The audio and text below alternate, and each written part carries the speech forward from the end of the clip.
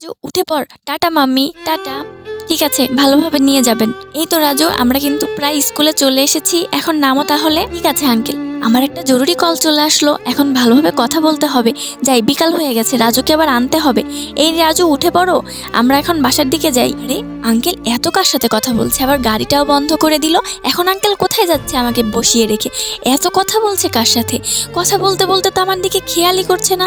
আমার ঘুম পেয়ে যাচ্ছে, আমি এখন কি করব? আঙ্কেল তাও আসছে না, আমি ঘুমিয়ে আর আগে তুমি দুধ খেতে ভালোবাসো নাকি কোল্ড ড্রিঙ্কস খেতে ভালোবাসো? যদি দুধ খেতে ভালোবাসো তাহলে অবশ্যই ভিডিওটি লাইক করে চ্যানেলটি সাবস্ক্রাইব করে দাও। আরে এটা তো দেখছি রাজুর স্কুলে যাওয়ার অটো। ড্রাইভারটা আবার ওখানে কি করছে? আর রাজুই বা কোথায়?